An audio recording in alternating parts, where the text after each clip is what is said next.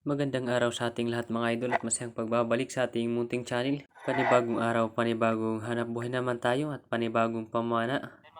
Muli tayo namana at ito yung last na pamana natin bago dumating ang bagyong Pipito dito sa Eastern Samar. At ito lang yung mga naging kaganapan at mga nahuli natin sa last na pamana natin bago ang bagyo na dumating dito sa lugar namin.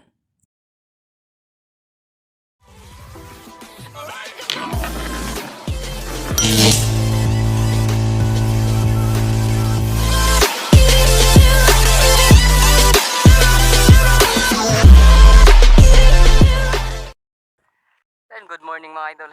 Time check natin ngayon, alas 7:54 na ng umaga. Muli tayong mamana. Kasama natin si Bro Oliver, si Bro Alan. Yung bangka ni Bro Alan yung gamit natin ngayon. Si Bro Daryl hindi makakasama kasi may lalakarin. Andun sa may lalawigan. Kaya kaming tatlo lang ngayon. Kaya abang-abang na lang tayo.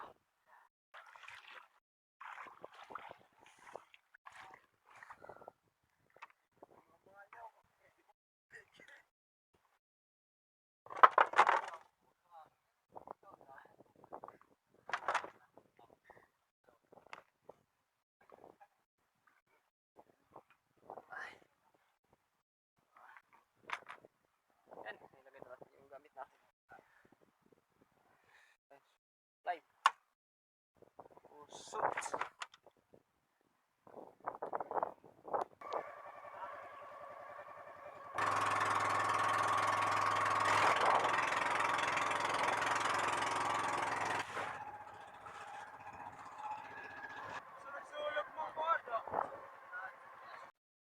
Dito sa unang dive natin mga idol, nag-drop tayo dito sa may mga batuan.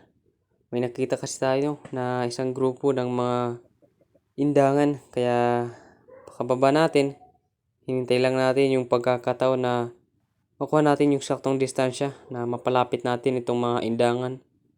Dito habang hinihintay natin itong mga indangan na lumapit sa atin, may nakita tayo na mga blue spine unicorn o ito yung mga premierang klase na surahan dito sa amin. Good size na ito, kaya ito na lang yung tinarget natin. Pinipili lang natin yung malaki sa kanila, kaya ito na, agad na natin na tinira. Kaso nang tirahin natin mga idol yung malaki, naipit yung ating shooting line, kaya hindi umabot yung ating shaft dun sa surahan. Sayang, malaki na sana.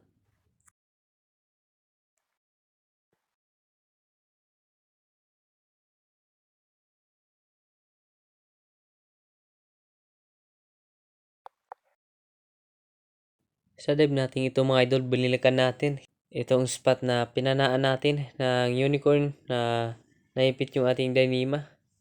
Kaya dito pakababa natin natanong na natin yung mga surahan, kaso wala na yung malaki. Hindi na nila kasama, kaya hinintay na lang natin na lumapit itong mga good size na surahan. At ito na lang yung pagtitiisan natin. Natakot na siguro yung malaking surahan na pinana natin na hindi umabot yung ating shaft, kaya hindi na bumalik. Eto lang, makapili na tayo ng isang surahan. Agad na natin ito na tinira para sigurado na makakakuha tayo. Kaya nang makuha natin yung saktong distansya, agad na natin ito na tinira. Thank you Lord, at maganda man yung ating patama. Buti na lang hindi na naman naipit yung ating shooting line.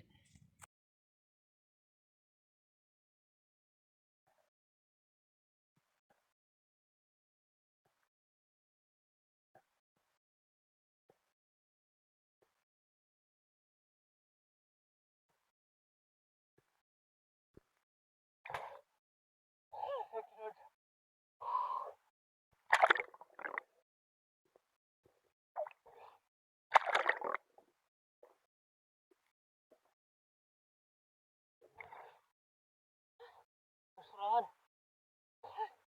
Salamat. May malaki sana. May mga higit sa kilong yung malaking surahan.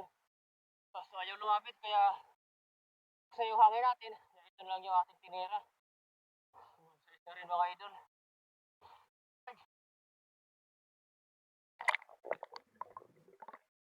Pagkatapos natin ma-secure ang isda na ito, agad na tayo na umakyat sa bangka. Pasensya na at hindi na natin na-video yung iba natin na nahuli. Ito yung uulamin namin, huli ni Bro Oliver. Yan, naubusan kami ng tubig kaya ano lang kami ng yelo. Yung ginawa namin na sabaw. Yan, nilalagyan ni Bro Oliver ng kalamansi para mabango at masarap yung sabaw. Yung ginamit namin na pangsabaw dito sa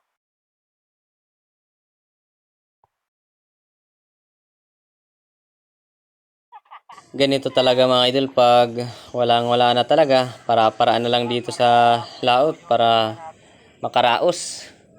Yan, yelo na lang yung ginawa namin na pangsabaw sa tinula namin. At syempre, eto, luto na. No, talagang mabango. Lutong-luto na yung labahita at nagmamantika yung sabaw. Yung sabaw tayo para masarap yung kanin natin. Ayan, kuha naman tayo ng labahita. Syempre para may pang parehas tayo sa kanin natin. Ito talaga yung napakasarap at napaganda sa mga espiro kasi preskong presko talaga yung mga inuulam dito sa dagat. Ayan, talagang masarap mga idol yung laman ng labahita na tinula. Pagkatapos namin mga idol kumain at magpahinga, agad na tayo na lumusob. Yan, mamana ulit tayo. Time check natin 1:34 ng hapon. Sana makadagdag pa tayo ng mga isda para makabenta tayo. Kaya abang-abang lang kung anong mahuli natin.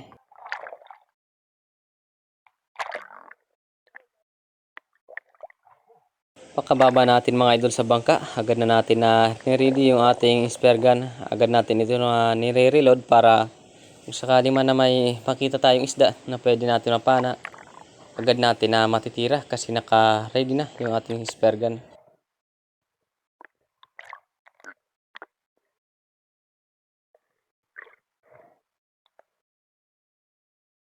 Sa dive natin ito mga idol, dito tayo bumaba sa gitna ng biak.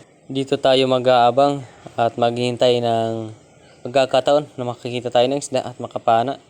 At dito pakababa natin, nakakita tayo ng dalagbago. Good size na ito. Medyo madalang kasi yung isda ngayon kaya kailangan natin na kumuha ng ganitong size na mga isda.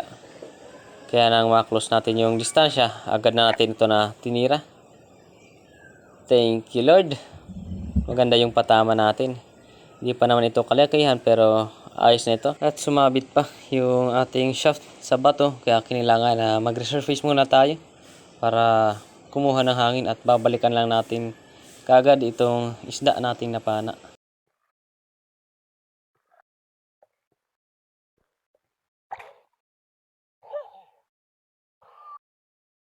Nakahuli rin. Salamat. Sawaran.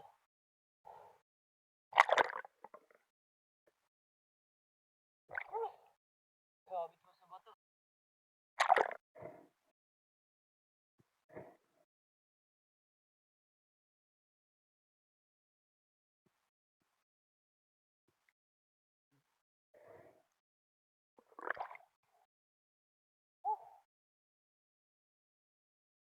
Natin, napakadalang ng panain kaya kinuha na lang natin itong bago. Ang dalang bago. Mahaba ang muso.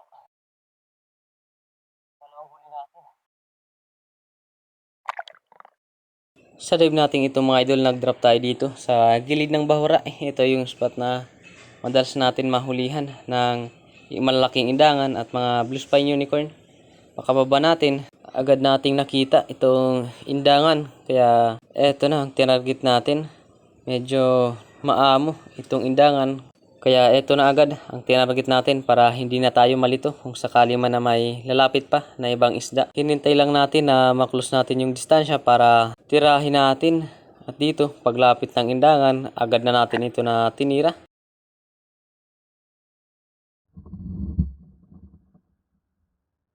Thank you Lord.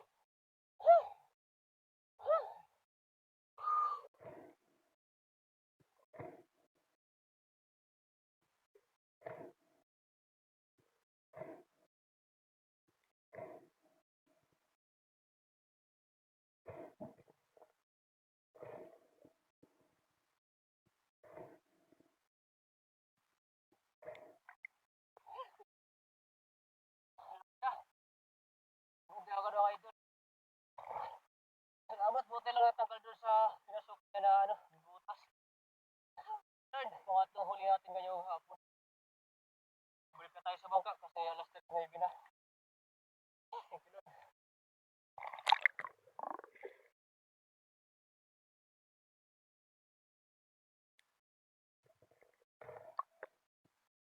Sa dive natin ito mga idol, may nakita tayong mga isda na kumikintab. Ito yung isdang buraw kung tawagin namin.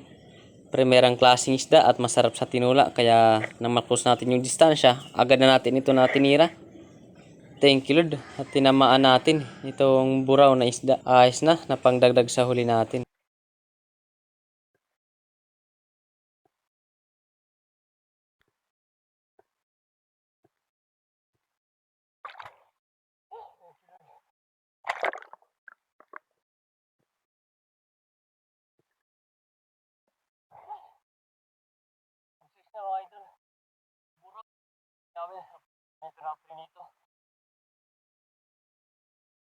Amat.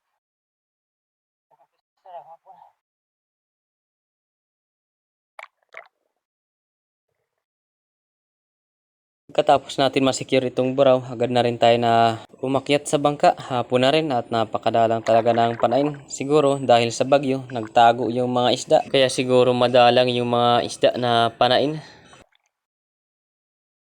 Eto lahat yung mga nahuli natin ngayong hapon. Sayang at hindi natin na-videoan yung iba natin na nahuli. Karamihan kasi ng isda na napapana natin, on the spot natin na nakita, kaya hindi na natin na-open yung ating camera. Kagad na lang natin na tinitira para sigurado na makakahuli tayo. Hapon na rin kaya umakyat na rin kami sa bangka. Alas 5:08 na ng hapon. At lumulutang na yung van. Yan, malaki na yung van. Kaya uwi na kami. Kaya antabay na lang para agad natin na ibenta yung mga nahuli natin. Yun, shoutout nga pala kay Bro Alan. Yan, maraming salamat bro sa bangka. Yan, at hindi na tayo nahirapan sa paglangoy pabalik dun sa isla. Yan, shoutout na rin sa kasama natin, si Bro Oliver. Yan, shoutout.